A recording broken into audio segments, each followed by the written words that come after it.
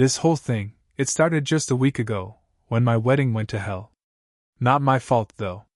My name's Jackson, I'm 25, and I just wanted a simple wedding. What I got was a damn circus, all thanks to my wife's sister.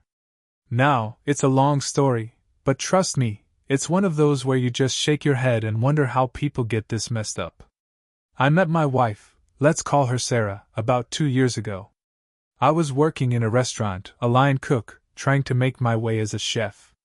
She was pretty lost back then. She just quit some job, feeling like shit about herself, and was just trying to distract herself. We met on a dating app. I was looking for something real, something serious, and she was just looking to hook up. She told me that straight up, no bullshit. I respected that. Most people just play games. But I figured, hell, why not? See what happens. We talked for a few weeks online, and she seemed different from the rest. Smart, funny, a little self-deprecating in a way that felt honest. Our first date, it was something else. We just clicked. I've been on enough dates to know when it's forced, when you're just trying to impress someone. With her, it was easy. Like we'd known each other for years. She talked about her family, about her sister, Stacy, and this insane sibling rivalry they had. Said they hated each other growing up, always trying to one-up the other. Stacy went to a top business school, started her own company, moved to Japan. Sarah went to an Ivy League, but then after college, things didn't pan out for her the way she expected. She felt like she was constantly in her sister's shadow, and it ate at her. I could see it, felt it in the way she talked about it. She tried to compete with Stacy, even quit a decent job because it wasn't glamorous enough, just to try and outdo her. Stupid, yeah, but relatable. We all do dumb shit when we're trying to prove something to someone else, especially family. It was clear she was carrying a lot of baggage from that. I listened to all of it. Didn't try to fix her, just listened. That's what she needed. I told her about my own path, going to culinary school, busting my ass in kitchens. Not as fancy as Ivy League or starting a tech company, but it was mine, and I was proud of it. I told her she needed to focus on herself, not Stacy. That it didn't matter what Stacy was doing, only what she was doing. She seemed to respond to that, like she hadn't heard it before, or maybe she just needed to hear it from someone who wasn't her parents. I remember thinking, this girl's got potential, she just needs to get out of her own head. 3 months later, she hit me with it. Pregnant. Twins, actually. My first thought was, holy shit, this is fast. My second thought was, she's worried about what I'll say. But I wasn't some kid. I knew what I wanted. I told her, straight up, it was her body, her choice. But if she wanted to keep them, I was all in. No question. She looked at me like I had grown a second head, then just started crying. Said she wanted to keep them, had a feeling it was the right thing. And man, I was stoked. Yeah, it was quick, but it felt right. We decided we'd wait on the marriage thing, get to know each other better, but we were a unit. I moved in with her soon after, and introduced her to my folks. My parents are good people. Solid. They don't play favorites, don't push us to compete. It was a damn breath of fresh air for her, seeing a healthy family dynamic. She was nervous about introducing me to her parents, though. Figured they'd lose their shit. Ivy League daughter pregnant, living with some line cook after knowing him for a few months. She thought they'd disown her. When she finally told them, at 4 months along, I was braced for impact. We had them over at her place. She spilled it all, how we were living together, how she was pregnant with twins. And you know what? They were happy. Genuinely thrilled.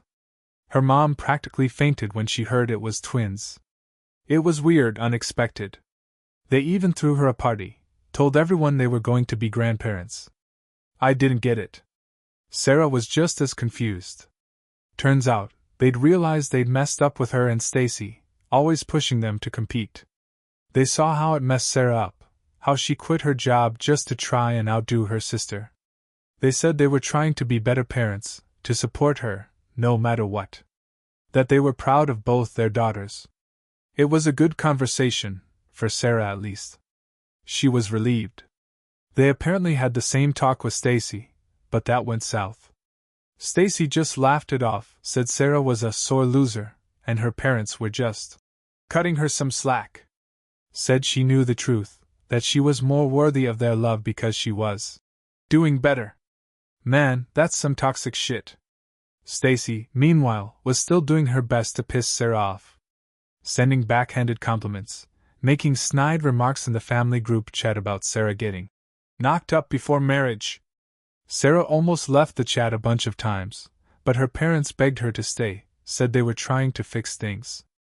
When Stacy came home for Christmas that year, fresh from Japan and with her successful business rubbing everyone's face in it, she was insufferable. She didn't miss a single chance to remind Sarah, and everyone else, how much better her life was. Sarah had to leave the party early just to keep from losing her shit.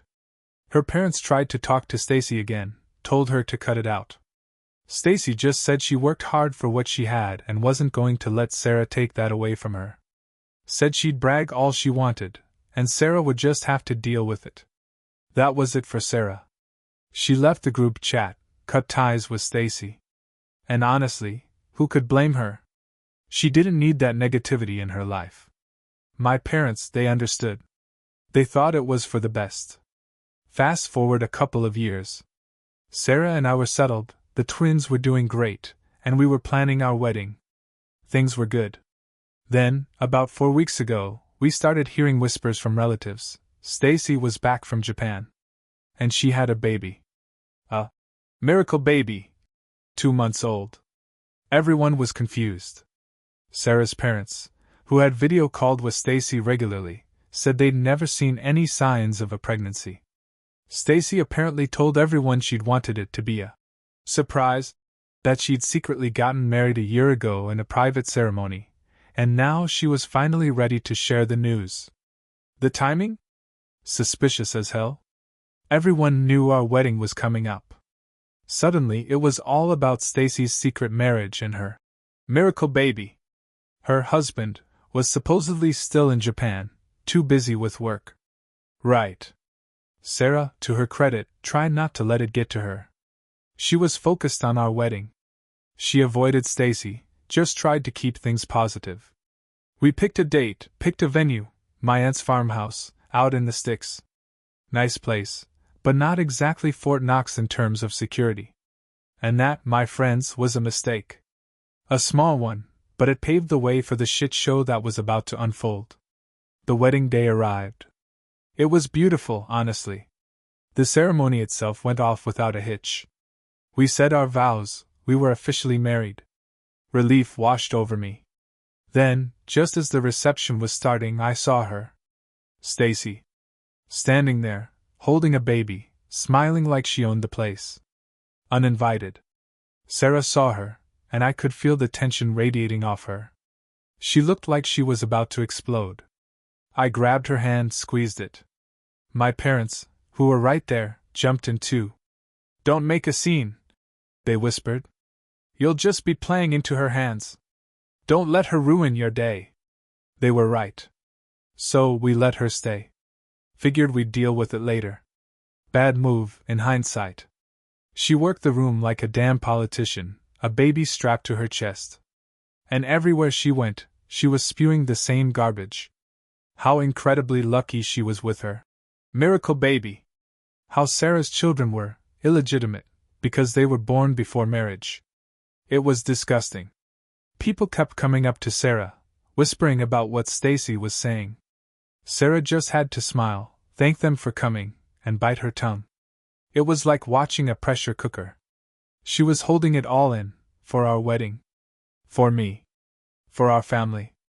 I saw her clenching her jaw, her eyes darting towards Stacy. I knew she was at her breaking point. Then, just as Sarah looked like she was about to snap, the whole place got swarmed. Police. Out of nowhere. They sealed the exits, and before anyone knew what the hell was happening, they had Stacy in cuffs. It was disorienting as hell. And then, a woman started screaming, crying, grabbing the baby from Stacy, yelling that it was her baby. Chaos. Absolute chaos. It was a blur after that, statements, flashing lights, more crying. Later, we pieced it all together. The miracle baby? Not Stacy's. Not even close. All those pictures she'd been showing off, the ones she had on her social media, where she was photoshopped into them with a baby? Turns out she'd lifted them from a friend's account. The kicker? She'd been babysitting for this friend. She'd moved in with them after coming back from Japan, while she was looking for a new place. So, all those times she visited us with the baby, she was literally just babysitting. And on our wedding day, she'd taken the kid without her friend's permission while the friend and her husband were asleep. Refused to answer calls. That's why the cops got involved.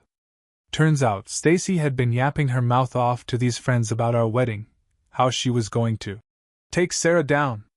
So, when the baby went missing and Stacy was unreachable, they figured out where she was. It was insane. Truly, legitimately crazy. To think someone would go to such extreme lengths, just to one-up their sister, to prove they were better. My family, we're still trying to wrap our heads around it. Stacy's now begging her friends not to press charges, because she's staring down jail time. And get this, she's blaming Sarah for all of it. Claims Sarah was getting married just to rub it in her face. Seriously? Sarah hadn't spoken to her in 2 years. She even let Stacy crash her damn wedding, didn't cause a scene, because she didn't want to humiliate her sister. If anything, Stacy ruined her own damn life, and our wedding, all on her own.